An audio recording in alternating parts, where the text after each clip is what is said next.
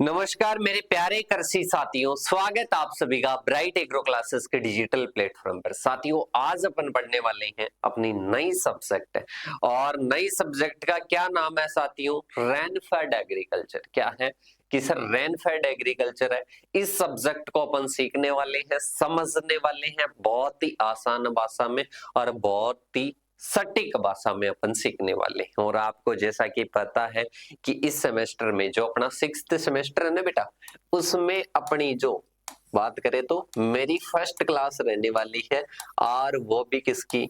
6th semester. ठीक है। और रेनफेड एग्रीकल्चर कौन सी रहेगी? रेनफेड एग्रीकल्चर की रहेगी।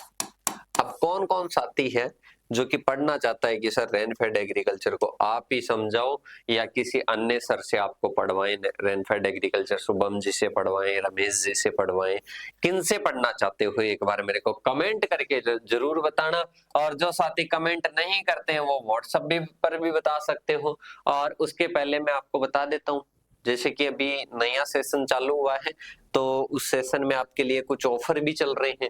एग्रीकल्चर सुपरवाइजर की टेस्ट सीरीज मात्र 49 रुपीज में, एग्रीकल्चर सुपरवाइजर का कंप्लीट लाइव बैच 1799 में, डबल ए का फाउंडेशन बैच 999 में, और सेमेस्टर के लाइव बैच हिंदी मीडियम का जो है वो 699 में फर्स्ट ईयर वालों के लिए है, इंग्लिश मीडियम का 799, और अगर कोई है 6th सेमेस्टर का तो उसको मिलेगा हिंदी और इंग्लिश दोनों का 699 रुपीज का।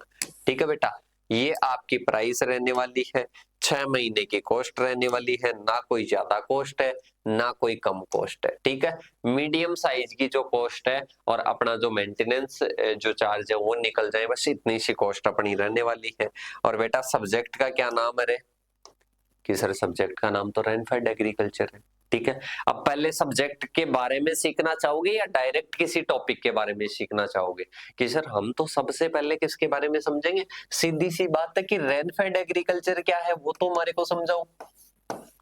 रेनफेड एग्रीकल्चर क्या है ये तो हमारे को समझाओ। ठीक है, रेनफेड एग्रीकल्चर ही नहीं है बेटा, दो चीजें इस कोर्स में अपन पढ़ेंगे, एक वाटर शेड मैनेजमेंट भी पढ़ेंगे। वाटर शेड मैनेजमेंट को शॉर्ट में लिख देता हूं बेटा। ठीक है, रेनफेड एग्रीकल्चर और वाटर शेड मैनेजमेंट अपने को पढ़ना है। ठीक है, सबसे पहले इसको अपन हिंदी में बोलते हैं वर्षा आधारित खेती। ठीक है, सारी चीजें क्लियर हो जाएगी बेटा, आराम से पढ़ेंगे। अभी तक टाइम है, ऐसा नहीं कि अपन बहुत ज्यादा इनको पढ़े, क्योंकि अभी सेमेस्टर खत्म ही हुआ है तो थोड़ा सा अपने को क्या करना है, अच्छे से समझते हुए चलना है। बेसिक तो नहीं समझेंगे, उसके बिना समझ में ही क्या आएगा। ठीक है, वाटर शेड मैनेजमेंट अपने को पढ़ना है, जो जल ग्रहण होता है उसका अपने को कहीं ना कहीं क्या करना है, मैनेजमेंट करना है। बेटा जल का अफवाह सुना है क्या? सर अफवाहें तो बहुत सारी सुनी है, पर जल अफवाह है तंत्र नहीं सुना। नहीं सुना है क्या? कमेंट करके बताओ सभी साथी। जल अफवाह तंत्र, वाटर गमन करता है, कई बार आपने देखा है वाटर होता है ऐसे खेतों में, ऐसे खेतों में, ऐसे खेतों में होता है, और उसको अपन एक नली के द्वारा, एक नलिका के द्वारा अच्छे से अपन उसको जोड़ देते हैं। जितना भी जो वाटर है ना इसमें आएगा, इसके द्वारा कोई जो है ना नदी वगैरह है, बांध वगैरह है, उन तक पहुंच जाता है। ठीक है, मतलब वाटर का मैनेजमेंट अपन इस प्रकार से करें, जो भी अपने वर्षा के द्वारा वर्षा होती है उस टाइम देखा होगा बेटा बहुत सारी बाढ़ आती है, बाढ़ आती है, पानी ही पानी हो जाता है, पानी ही पानी हो जाता है। कि सर पानी की कमी लगती ही नहीं है हमारे को, तो कि सर खेती के लिए पानी की कमी लगती ही नहीं है जब वर्षा होती है तो। ठीक है, पर बेटा जैसे ही वर्षा का मौसम जाता है तब तोते उड़ते हैं। कि सर तोते कैसे उड़ते हैं? उस टाइम क्या होता है, पानी की कमी हो जाती है, और अपन जो खेती करते हैं ना खेती के लिए भी पानी नहीं बच पाता है। ठीक है, तो बेटा इसके कारण वाटर शेड मैनेजमेंट किया जाता है। जैसे कि ये कोई गांव है, इधर कोई गांव है, इधर कोई गांव है, खेत है। ठीक है, उनको उनका जो भी व्यर्थ जल है ना उनको एक जगह पर जोड़ दिया जाता है। ठीक है, और वो इसी के द्वारा कोई जलाशय में चला जाएगा या फिर अंडरग्राउंड वाटर जो है उसमें चला जाएगा, एक जगह पर रहेगा। ठीक है, व्यर्थ नहीं होगा कि यहाँ पर लीचिंग हो गई, यहाँ पर लीचिंग हो गई, व्यर्थ नहीं होगा। ठीक है, उसको बचाना क्या होता है, कहीं ना कहीं वाटर शेड मैनेजमेंट होता है। अभी रेनफेड एग्रीकल्चर के बारे में पढ़ेंगे क्योंकि 10 टॉपिक अपने किसके हैं, रेनफेड एग्रीकल्चर के हैं। तो ये समझ में आ गया आपको कि क्या होता है वाटर शेड मैनेजमेंट, एक बार ऊपर ऊपर से।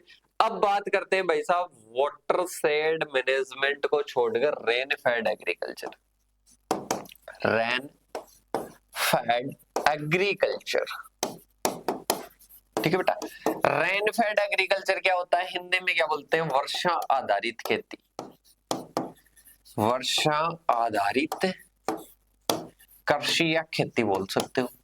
अब बेटा इसमें क्या होता है कि सर वर्षा पर आधारित खेती को ही तो क्या बोल देते हैं, रेनफेड एग्रीकल्चर। इसमें क्या पढ़ाओगे बेटा, पढ़ाएंगे इसमें। क्यों पढ़ाएंगे, क्योंकि आपको पता है अपने भारत देश में जनरल पढ़ना कि इस सब्जेक्ट को क्यों पढ़ते हैं। भारत देश में लगभग जो 70% है ना, 70% जनसंख्या खेती पर निर्भर है, ठीक है। और खेती के भी जो किसान है ना, मतलब इन 70 के 100% में से भी 70% किसान है ना वर्षा पर आधारित खेती करते हैं। मतलब मानसून पर आधारित होती है खेती, पूरी खेती किस पर निर्भर होती है, मानसून पर होती है। मतलब वहां पर इरिगेशन के लिए वाटर वगैरह नहीं होता है, ठीक है। सिंचित कृषि नहीं होती, वर्षा आधारित खेती होती है 70%, ठीक है। अब ये 70% जो खेती, मतलब अपने भारत देश की रीढ़ की हड्डी है कृषि, और उसका भी 70% क्या है, वर्षा पर आधारित है। तो भाई साहब वर्षा पर आधारित जो खेती है वो तो इंपॉर्टेंट रहेगी, रेनफेड एग्रीकल्चर तो इंपॉर्टेंट रहेगी कि सर, बिल्कुल रहेगी। इसी कारण अपन किसके बारे में पढ़ेंगे, रेनफेड एग्रीकल्चर के बारे में पढ़ेंगे। किसके बारे में पढ़ेंगे साथियों, रेनफेड एग्रीकल्चर के बारे में पढ़ने वाले हैं। तो देखिएगा खेती में कोई अलग से नहीं होता है भाई, इसमें जो सिंचाई है ना वो नहीं दी जाती है।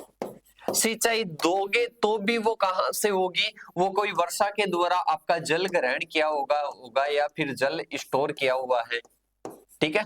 वाटर हार्वेस्ट किया हुआ है, वाटर को आपने क्या कर लिया, वाटर को आपने स्टोरेज कर लिया, तो उनके द्वारा आप सिंचाई कर सकते हो। मतलब वो मेनली डिपेंड किस पर रहेगी, वर्षा पर रहेगी। किस पर रहेगी बेटा, वर्षा पर रहेगी। इसीलिए अपन उसको रेनफेड एग्रीकल्चर कहते हैं। मतलब मेनली वाटर की दृष्टि से बात कर रहे हैं, यहाँ पर वाटर की दृष्टि से बात कर रहे हैं कि जो इरिगेशन है वो इरिगेशन नहीं दी जाती है, ये रेन वाटर पर डिपेंड रहती है।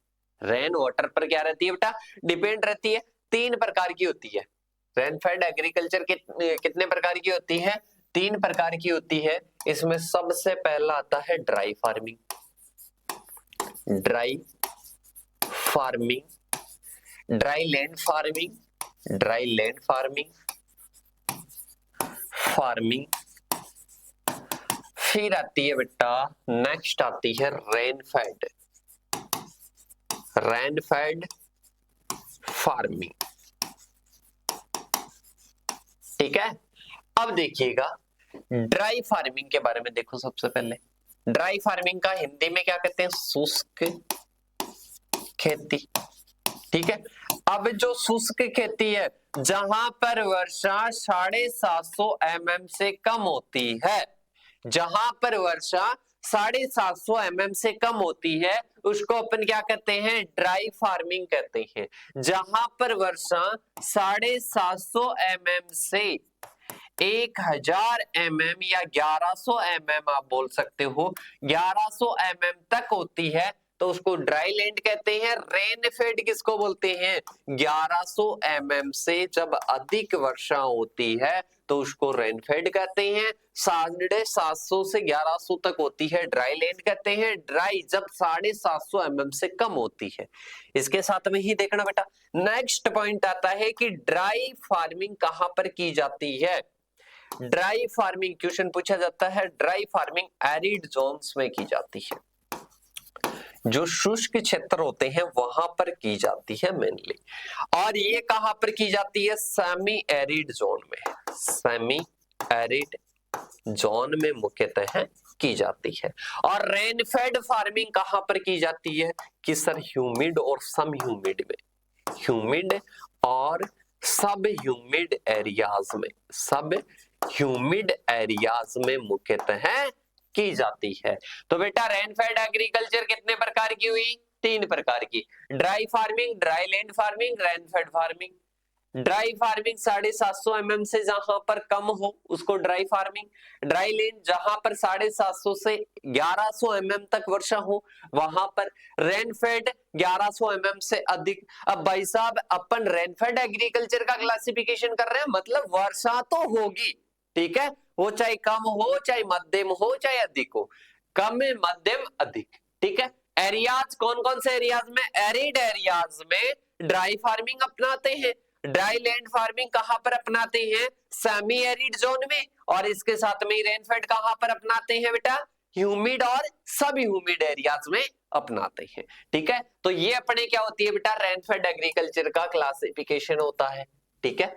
जनरल इंट्रोडक्शन कंप्लीट हुआ कि समझ में आया कि वर्षा आधारित खेती क्या है बेटा। अभी पानी की कमी है, वाटर की क्या है, कमी है, इसलिए पहले क्या करते हैं, वाटर को हार्वेस्ट कर लेते हैं, या फिर वाटर पर ही आधारित क्या होती है, खेती होती है, मतलब मानसून पर आधारित खेती होती है। जैसे कि खरीफ की फसलें तो ज्यादातर ही मानसून पर ही होती है। अब खरीफ की सीजन में अपन यहाँ पर राजस्थान वगैरह इन की बात करें तो खरीफ की सीजन में जो वर्षा आती है ना, उस टाइम बाढ़ वगैरह आती है, मतलब जल अधिक रहता है, उस जल को उस वाटर को क्या कर लिया जाता है, स्टोर कर लिया जाता है, क्या कर लिया जाता है बेटा, उसको संग्रह कर लिया जाता है, और उसको अपन क्या कहते हैं, उसका फिर यूज ले लेते हैं अपन खेती में, उसको कहते हैं रेन फेड फार्मिंग। क्या कहते हैं, रेन फेड फार्मिंग बोलते हैं, और रेन फेड एग्रीकल्चर भी उसी को कहा जाता है बेटा। अब देख लो सबसे पहले कौन सी आती है कि सर सबसे पहले रेन फेड एग्रीकल्चर, सबसे पहले क्या पढ़ेंगे, इंट्रोडक्शन पढ़ेंगे। टॉपिक कौन सा रहने वाला है कि सर टॉपिक नंबर फर्स्ट रहने वाला है, टॉपिक नंबर फर्स्ट रहने वाला है। तो सबसे पहले देखो रेन फेड एग्रीकल्चर, इंग्लिश वाले हिंदी वाले दोनों देखना, बढ़िया तरीके से समझो सारी चीजों को, साथ के साथ में याद करो, और साथ के साथ में ही नोट्स प्रिपेयर करो, साथ के साथ में ही क्या करने बेटा, नोट्स भी प्रिपेयर करने हैं, ठीक है।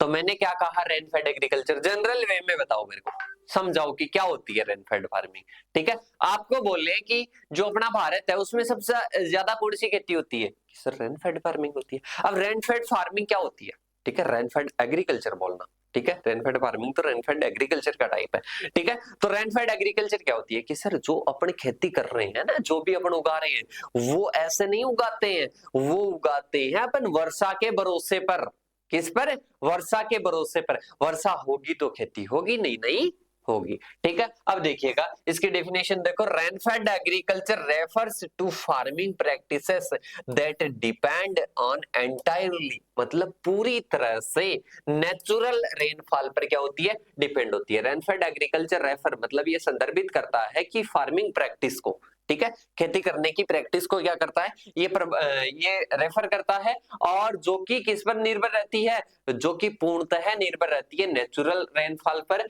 फॉर वाटर सप्लाई, मतलब जो वाटर सप्लाई होगा इस प्रकार की खेती में वो नेचुरल रेनफॉल के द्वारा होगा, ठीक है। और इसके साथ में ही किसी प्रकार का इरिगेशन सिस्टम इसमें यूज नहीं करते हैं, तो इसको कहते हैं रेनफेड एग्रीकल्चर। क्या कहते हैं, रेनफेड एग्रीकल्चर कहते हैं वर्षा आधारित खेती वह कृषि प्रणाली है जो कि पूरी तरह से प्राकृतिक वर्षा पर निर्भर रहती है और इसमें सिंचाई की कोई सुविधा नहीं होती है। क्या कहा जाता है बेटा, उसको कहा जाता है रेनफेड एग्रीकल्चर। क्या कहा जाता है, रेनफेड एग्रीकल्चर कहा जाता है। इंट्रोडक्शन समझ में आया। इसके बाद में अपन चलते हैं कि इसमें क्या क्या चीजें हैं बेटा। अपना जो कृषि है मतलब दुनिया में सबसे पुरानी पद्धति है कृषि की, क्योंकि अपने को पता है कि अभी आए ये सिंचाई के सिस्टम, तो पहले तो इसी प्रकार से क्या होती थी, खेती होती थी। और इसके साथ में ही अपन बात करें कि जो अपने खाद्य सुरक्षा को बढ़ाने के लिए, भाई साहब एक चीज आप मेरे को बताना, ठीक है, बताना। जो भी साथी जुड़ रखे एक बार सोचो, दिमाग में सोचो कि अगर अपन रेनफेड नहीं करें, रेनफेड एग्रीकल्चर मतलब वर्षा को छोड़कर, वर्षा पर निर्भर रहकर अपन खेती नहीं करें, तो क्या खाद्य जो है भोजन उपलब्ध हो जाएगा आपको, बताओ।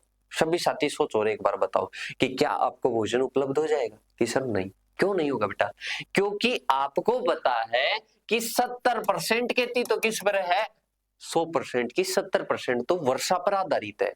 मतलब जो नेचुरल रेनफॉल है ना उस पर क्या होती है, आधारित होती है, इसलिए अपन क्या नहीं करते हैं, इसलिए अपन इसको अवॉइड नहीं करते, इसलिए अपन इसको पढ़ते हैं।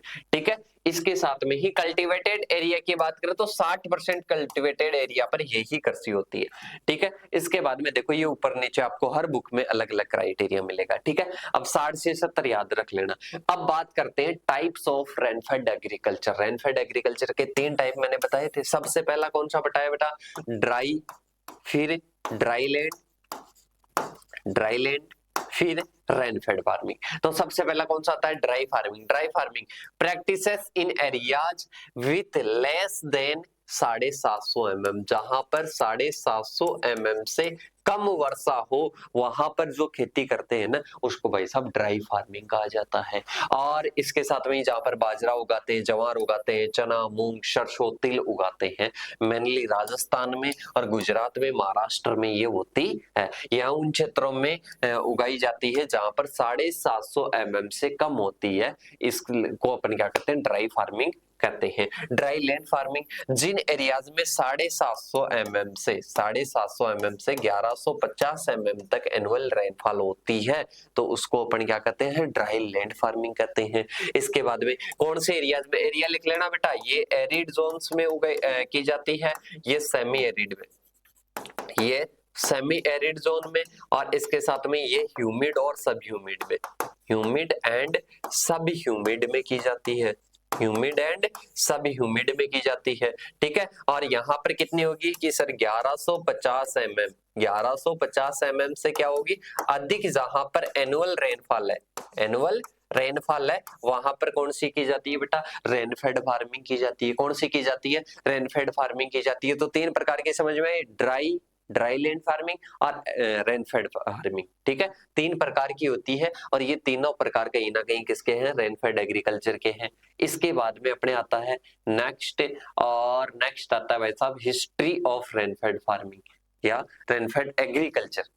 ठीक है, रेनफेड एग्रीकल्चर का आपको क्या देखना है, इतिहास देखना है, हिस्ट्री पूछी नहीं जाती है। आपको एक बार ओवरव्यू समझाने के लिए मैं आपको बता देता हूँ बेटा, जो रेनफेड एग्रीकल्चर है ना, रेनफेड एग्रीकल्चर अपन किसको बोलते हैं, जो कि मुख्यतः है किस पर होती है, वर्षा पर आधारित होती है। तो वैसा वर्षा पर आधारित तो पहले जो अपनी सभ्यताएं है ना, मेसोपोटामिया और इसके साथ में ही अपन बात करें मिस्र, इनमें पहले से ही अपने को पता चल रहा है कि पहले भी वर्षा आधारित खेती की जाती थी। ठीक है, और इसके साथ में ही जो मॉडर्न है, मॉडर्न तरीके से भी, मतलब जो अभी प्रेजेंट टाइम में है वो भी अपन वाटर शेड वगैरह करके, वाटर हार्वेस्टिंग करके। अब भाई साहब ऐसा नहीं है कि जो वर्षा का जल है वो आप पॉन्ड बना लिए, फार्म पॉन्ड बना लिए।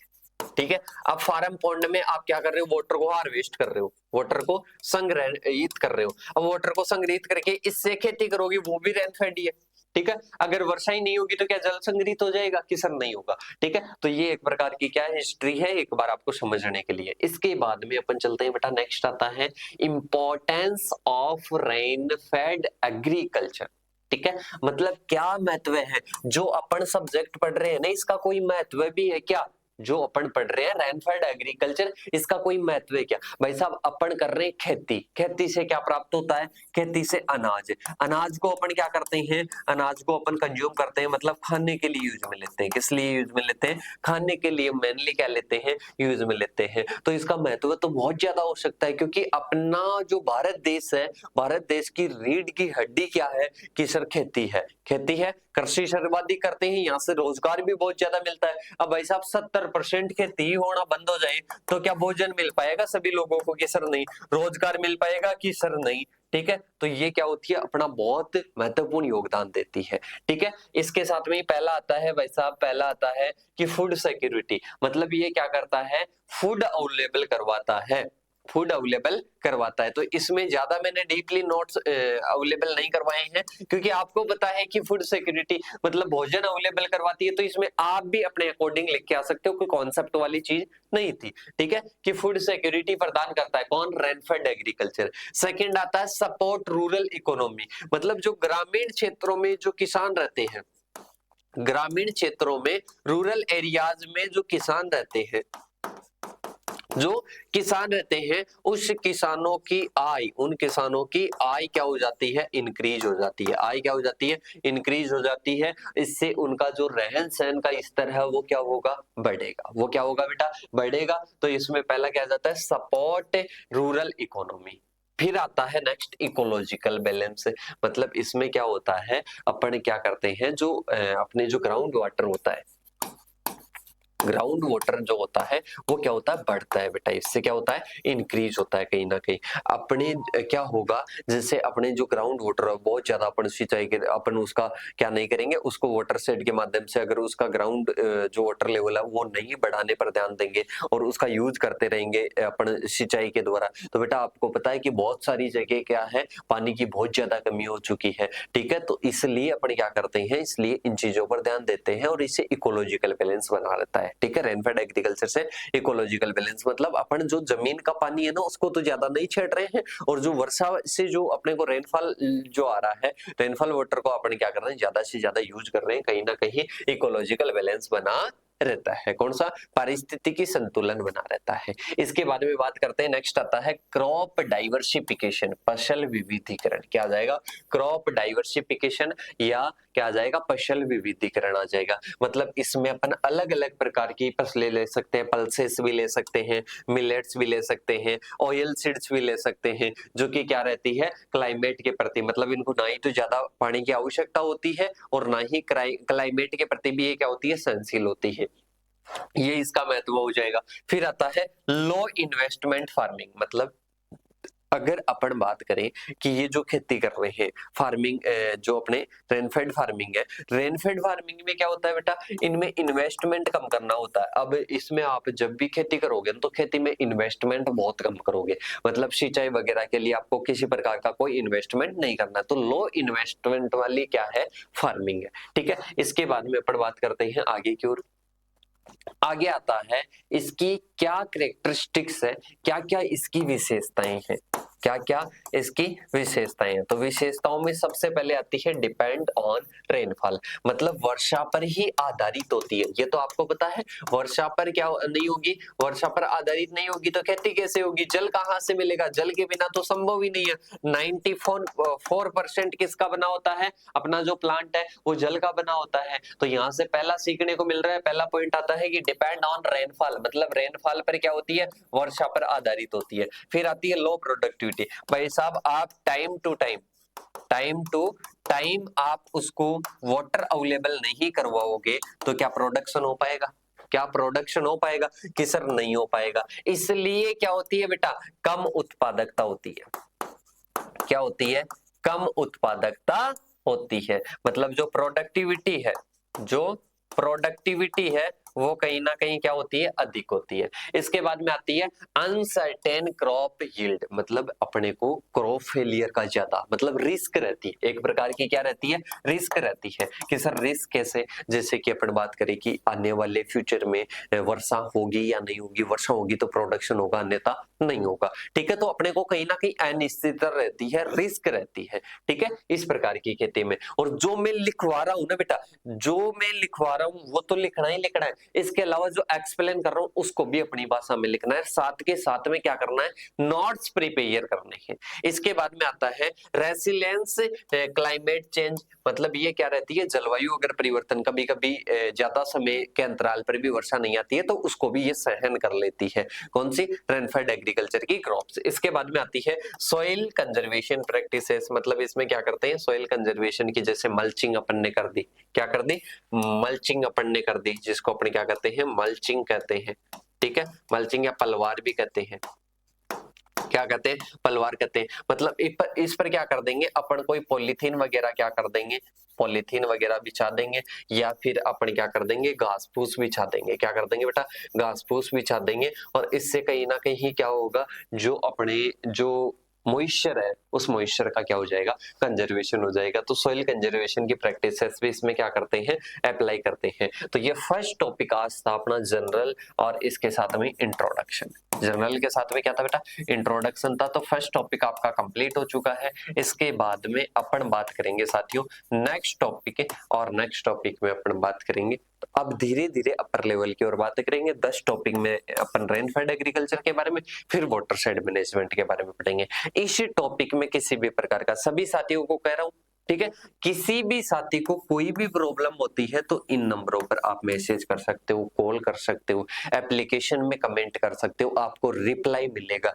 कोई भी टॉपिक में कुछ भी इश्यू आ रहा है कि सर ये हमारे को समझ में नहीं आ रहा, कुछ भी फीडबैक देना है बेटा, वो चाहे पॉजिटिव हो वो चाहे नेगेटिव हो, किसी प्रकार का भी फीडबैक हो, ऐसे नहीं कि इसी क्लास का, किसी भी क्लास का कोई भी फीडबैक देना है तो इन नंबरों पर आप फीडबैक दे सकते हो। फीडबैक के अकॉर्डिंग डिसीजन लिया जाएगा और आपको अच्छे से अच्छे समझाने की कोशिश की जाएगी, ठीक है। अभी भी अच्छी कोशिश हो रही है, और फिर भी किसी भी साथी का कोई भी फीडबैक हो तो इन नंबरों पर आप मैसेज कर देना, व्हाट्सएप पर या एप्लीकेशन पर आप कमेंट कर देना, ठीक है। अब नेक्स्ट वीडियो लेकर आएंगे नेक्स्ट टॉपिक पर, तब तक के लिए जय जवान जय किसान।